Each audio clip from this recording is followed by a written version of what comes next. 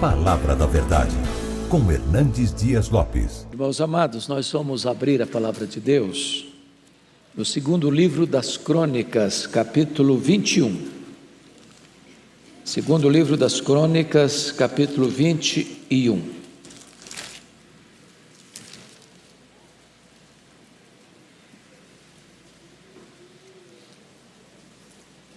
Após a leitura, você mantenha a sua Bíblia aberta nesta passagem, por favor. O reinado de Jeorão.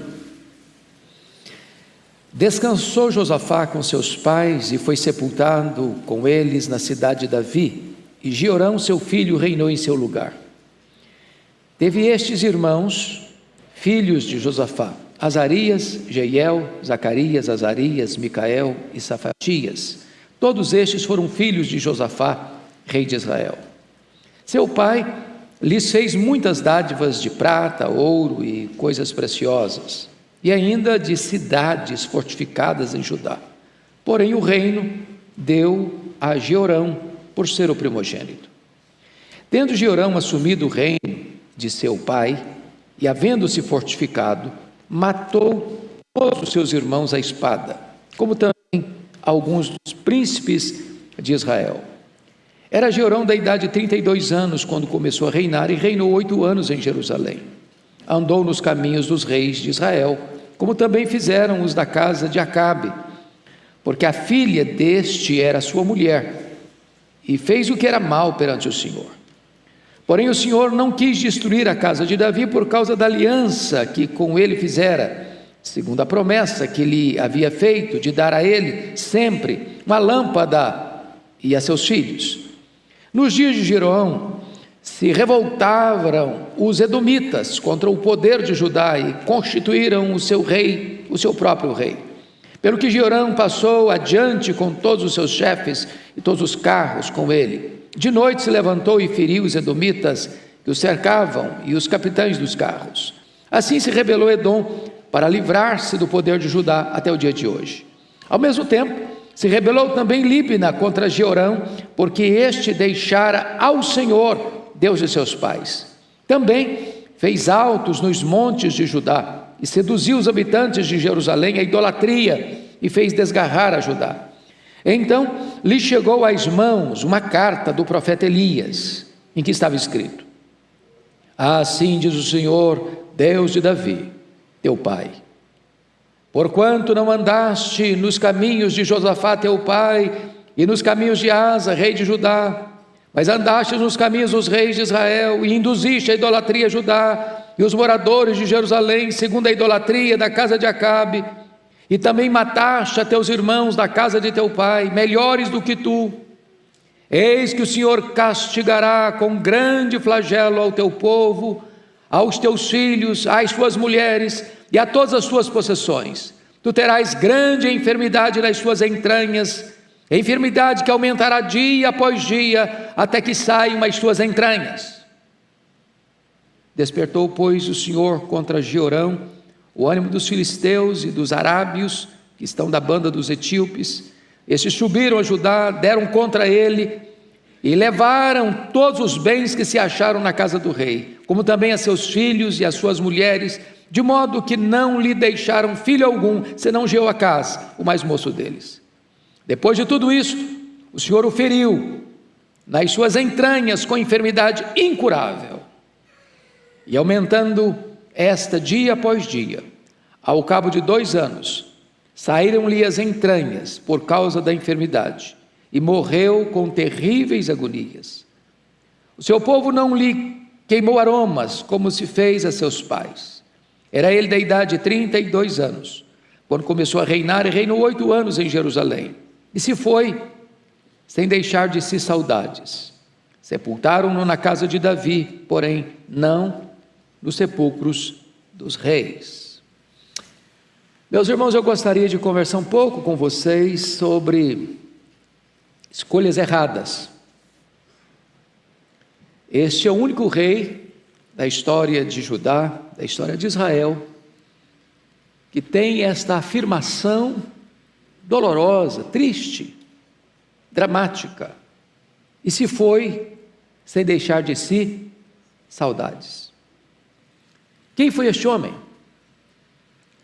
Jeorão, neto do grande rei Asa, que reinou em Jerusalém 39 anos. Um homem piedoso, que andou com Deus.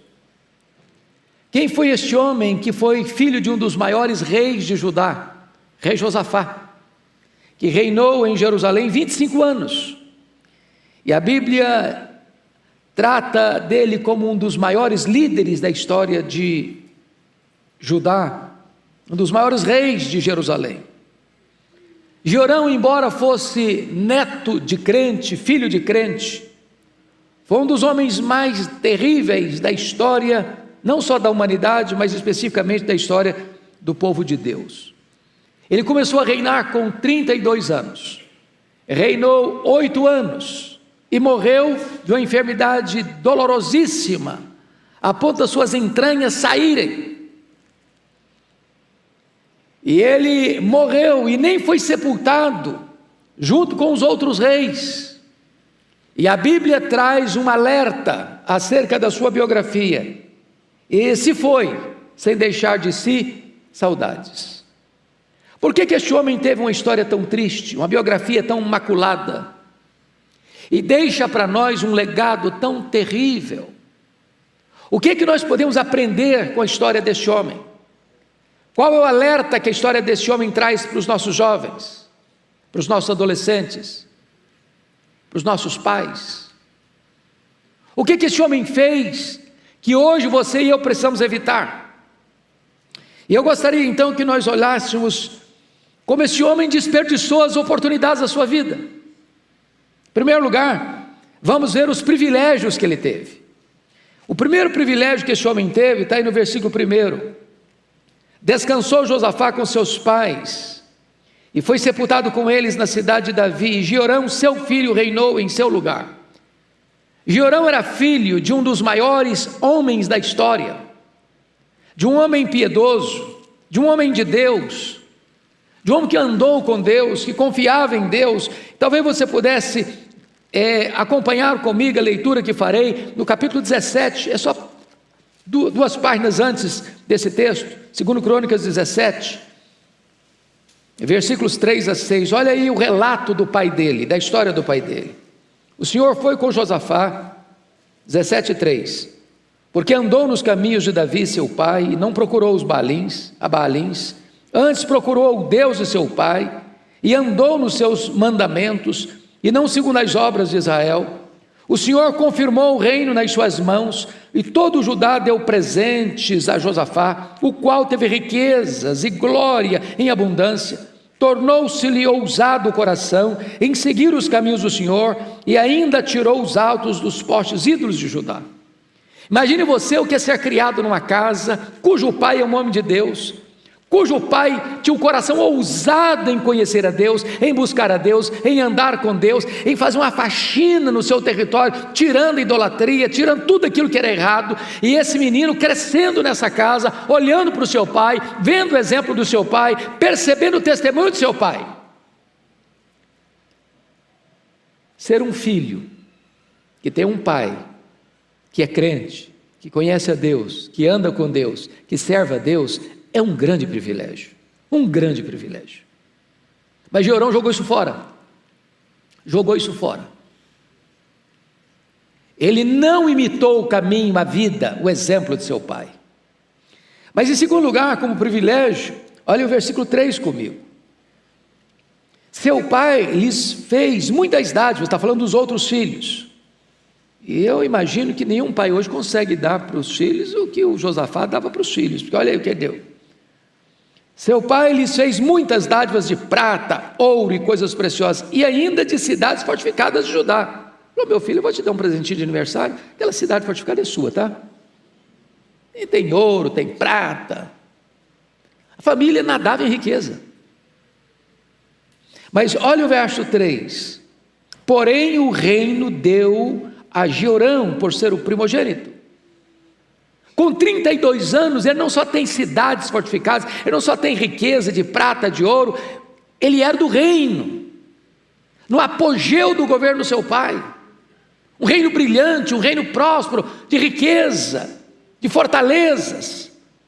Ele poderia já ter conquistado o que o pai conquistou, avançar, eu vou avançar, meu pai veio até aqui, eu vou daqui para frente, eu vou alargar as fronteiras, eu vou ter novas conquistas, eu vou ter novas vitórias, privilégios.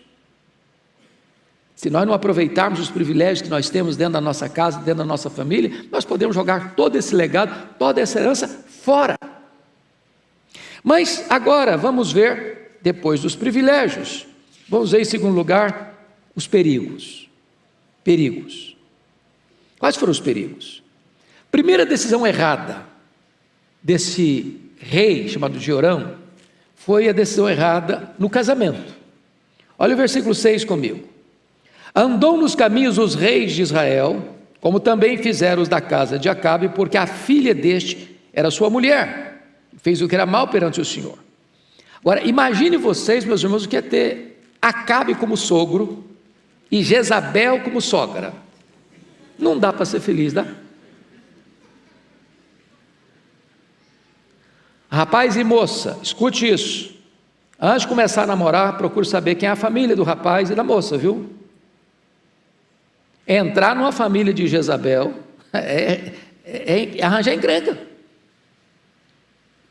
Ter Acabe como sogro é encrenca. E note vocês que ele se casa com a mulher errada, e ele tem o sogro e a sogra errados, e diz a Bíblia que a sogra dele, a Jezabel, era assassina de profetas. A sogra dele impôs o culto a Baal lá nas 10 tribos do norte, à força da baioneta, da espada. E ele tinha 32 anos, ele não era adolescente mais, ele era um rapaz, já com a cabeça formada, já com estrutura emocional, pelo menos se esperava, para saber fazer as suas escolhas. E eu vou dizer para vocês, meninos, vocês jovens, se vocês errarem no casamento, vocês encrencaram a vida toda. E uma palavra para os pais, para as mães, vocês precisam estar mais atentos sobre o namoro dos filhos. Se preciso for, interfira. É melhor ver seu filho e sua filha chorando um pouco agora do que sofrendo a vida inteira. Se errar no casamento, a família toda está encrencada. A Bíblia diz: andarão dois juntos se não houver entre eles acordo. A Bíblia diz que você não deve se associar com os ídolos, com as trevas. Então é hora de você, rapaz, você moça, você pai, você mãe, estar atento com as antenas ligadas sobre a questão do namoro dos filhos. Segunda decisão errada desse moço, desse rei, foi a decisão errada com respeito à família. Olha comigo, por favor, o versículo 4. Tendo Jeorão assumido o reino de seu pai e havendo-se fortificado, matou todos os seus irmãos à espada, como também alguns dos príncipes de Israel. Você já pensou num negócio desse? Com quem que ele aprendeu isso? Negócio de matar. Não foi com o pai dele, não foi com o avô dele, foi com a família da mulher dele. Você percebe que esse moço não tem amor familiar, ele teve exemplo dentro de casa, mas ele foi aprender errado com a família da mulher dele, que era uma família toda assassina, que mandava matar.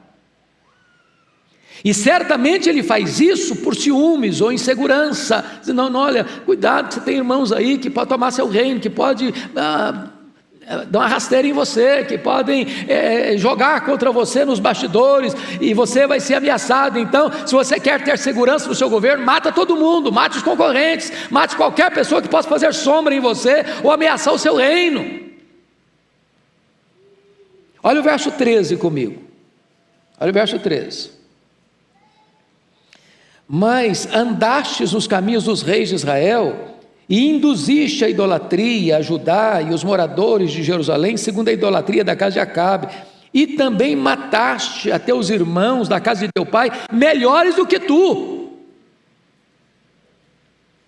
Ou seja, este rei está matando seus irmãos, e aos outros príncipes. Não é porque eles eram maus, não é porque era gente ruim, não é porque era gente que estava tramando contra ele, não, era gente boa.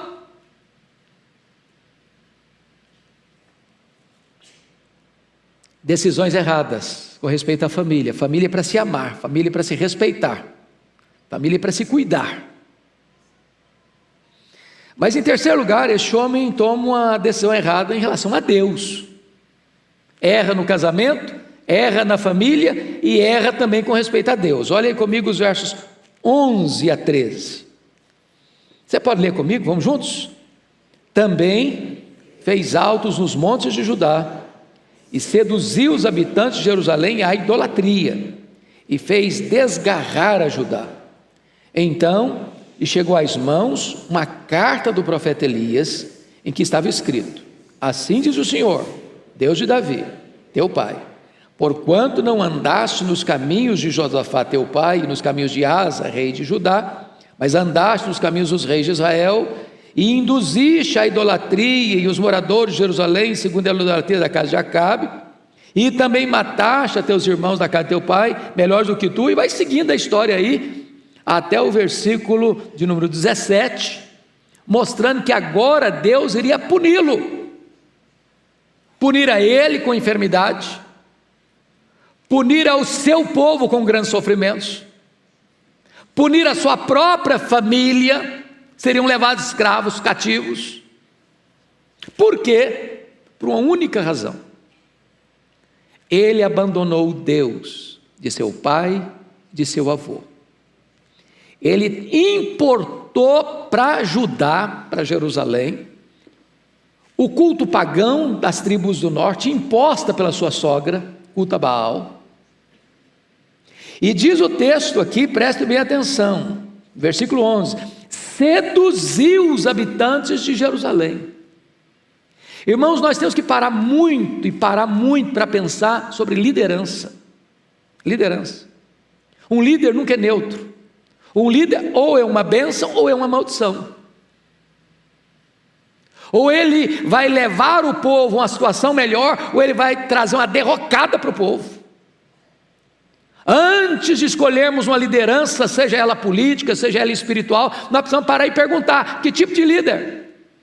Para onde vai nos levar? Quais são suas crenças? Quais são seus valores? Quais são seus princípios?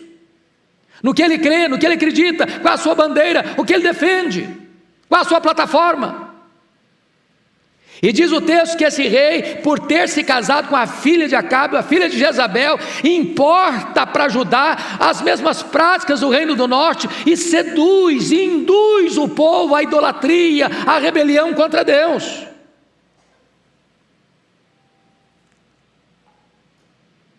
E o versículo 12, versículo 11, a parte final diz: e fez desgarrar a Judá. Levou a nação inteira para o abismo. Levou a nação inteira para a idolatria. Levou a nação inteira a abandonar o verdadeiro Deus. E a Bíblia diz que feliz é a nação cujo Deus é o Senhor. Meus amados irmãos, quando um líder tenta levar uma nação para longe de Deus, esta nação está cavando o seu próprio abismo, a sua própria sepultura. Sua própria sepultura. Mas então agora vamos em terceiro lugar ver os prejuízos. Então, são 3 P's para vocês guardarem: privilégios, segundo, perigos, terceiro, prejuízos. Pode repetir essas 3 palavras comigo? Privilégios, perigos, prejuízos. Quais são os prejuízos? Primeiro prejuízo: Deus castiga o povo, a família e o rei.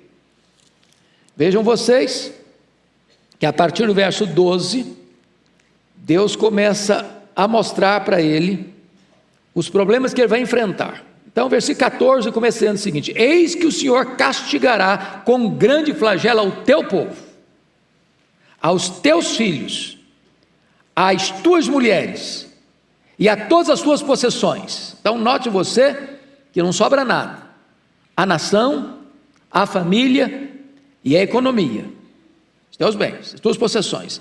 Mas ele também ficou por último para mostrar que a pena tinha que ser mais pesada. Tu terás grande enfermidade nas tuas entranhas, enfermidade que aumentará dia após dia, até que saiam as tuas entranhas. Vê que essa enfermidade tem a ver com o demônio, não. Não é o demônio que está botando essa enfermidade nele, não. É o próprio Deus. É juízo. É juízo. De Deus não se brinca, de Deus não se zomba, Deus não se deixa escarnecer. E aqui você está percebendo que esta carta vem de quem? Do profeta Elias. Quem é o profeta Elias? O mesmo homem que advertiu Acabe, o mesmo homem que advertiu Jezabel, o mesmo homem que trouxe juízo de Deus àquele reinado ímpio, perverso das 10 tribos do norte. Este homem de Deus que está dizendo o seguinte: olha, não brinque com Deus não, não zombe de Deus não escarneça de Deus não, porque o juízo de Deus virá, e virá sobre você, e virá sobre a sua família, e virá sobre a economia, e virá sobre o povo que está debaixo do teu governo. Irmãos, está na hora de nós termos temor de Deus, temor de Deus. Porque quem governa as nações não são os homens, é Deus. Quem governa a igreja não somos nós homens, é o próprio Senhor Jesus Cristo, que é o cabeça da igreja. Tenhamos temor, tenhamos reverência, tenhamos cuidado. Segundo lugar, irmãos, ele não só tem castigo, mas ele perde o reino, perde o reino. Olha comigo aí, versos 16 e 17. Despertou, pois, o Senhor contra Jeorão o ânimo dos filisteus e dos arábios, que estão da banda dos etíopes. Estes subiram a Judá, deram contra ele e levaram todos os bens que se acharam na casa do rei, como também os seus filhos, as suas mulheres, de modo que não lhe deixaram filho algum, senão Joacás, o mais moço deles. Preste atenção nisso. Quem está trazendo essas nações contra Judá é o próprio Deus. Como o próprio Deus mais tarde vai trazer a Babilônia contra Jerusalém. Irmãos, o povo de Deus é forte se está na presença de Deus. O povo de Deus é fraco se rebela contra Deus. A igreja é forte quando ela é santa, pura, quando ela, como esta igreja, tem buscado servir a Deus, fazer a obra de Deus. Enquanto a igreja busca Deus, leva Deus a sério, santifica a sua vida, faz a obra de Deus, ela é forte. Mas se ela abandona Deus, se ela abandona os princípios de Deus, se ela deixa de servir ao Senhor, então ela não tem força, Deus a torna fraca. Foi o que Deus disse para Josué, quando houve pecado lá na cidade, quando estava lutando contra Ai. Deus disse o seguinte: olha, enquanto tiver coisa contaminada aí, eu não serei convosco, e enquanto não tirar o pecado do arraial, não podereis resistir aos vossos inimigos. A igreja é forte quando ela anda com Deus. Você é forte quando você leva Deus a sério. Mas ele não perdeu só o reino, ele perde a família também, porque o verso 17 diz que levaram os filhos, as mulheres, perdeu tudo. Mas tem mais, ele perde a saúde. Olha o versículo 14: eis que o Senhor castigará, não é o diabo, não é o mundo, o Senhor castigará com grande flagelo ao teu povo e aos teus filhos e às tuas mulheres e a todas as possessões. E versículo 15: tu terás grande enfermidade nas tuas entranhas. É Deus quem está dizendo isso. Então Deus é o Deus que fere e o Deus que sara. Tem muita gente que acha que a enfermidade só vem do diabo, que a enfermidade só é fruto do pecado particular. Então Deus não tem nada a ver com isso. Não, há enfermidades que o próprio Deus estabelece para juízo. Onde não há arrependimento, há juízo. E o texto nos mostra no verso de número 15, que esta era uma grande enfermidade. E é uma enfermidade que aumentará dia após dia. E diz que o final dessa enfermidade, versículo 15, até que saiam as tuas entranhas. Eu fico imaginando o drama. Eu fico imaginando a sentença. Não adianta procurar médico, não adianta procurar recursos em outros países que têm tecnologia mais avançada, a sentença está lavrada. E olha o que acontece, ele perde a vida. Ele perde a vida também. Olha o versículo 18 e 19. Pode ler comigo? Vamos juntos? Depois de tudo isto, o Senhor o feriu nas suas entranhas, com enfermidade incurável, e aumentando esta dia após dia, ao cabo de 2 anos, saíram-lhe as entranhas por causa da enfermidade, e morreu de que maneira? Com terríveis agonias. Perdeu a vida. Perdeu a vida. Cuidado, cuidado, porque Deus é um Deus cheio de graça e misericórdia, mas Ele não se deixa escarnecer. Onde não tem arrependimento, tem juízo. Mas esse homem finalmente perde mais do que o reino, mais do que a família, mais do que a saúde, mais do que a vida. Ele perde mais do que tudo, ele perde o prestígio. Há muitos homens que sofreram na vida, mas que morreram e deixaram um legado. E seu nome é notório na história. Você pega os apóstolos, eles sofreram, eles foram martirizados, crucificados, queimados vivos, mortos à espada, torturados. Mas quando você fala no nome deles, o nome deles, a memória deles, o exemplo deles, o legado deles, encoraja você, anima você.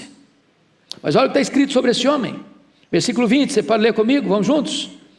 Era ele, da idade de 32 anos, quando começou a reinar, e reinou 8 anos em Jerusalém, e se foi sem deixar de si saudades. Meu Deus, não tem uma gota de lágrima no funeral desse homem. Alguém diria, já foi tarde. E o povo não chorou. E o povo nem disse, esse cara não merece nem sequer ser sepultado no sepulcro dos reis.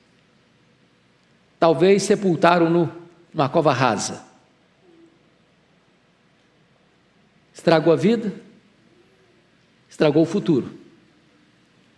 E diríamos hoje, perdeu também a sua alma. O que adianta o homem ganhar o mundo inteiro e perder a sua alma?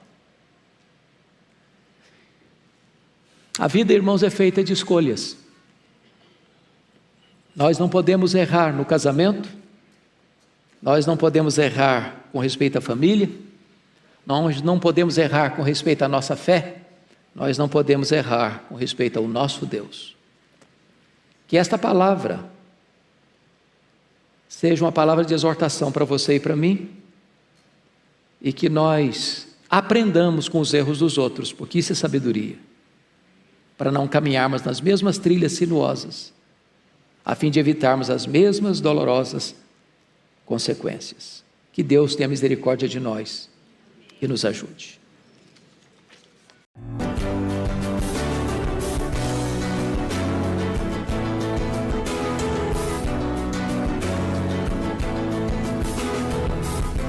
Palavra da Verdade, com Hernandes Dias Lopes.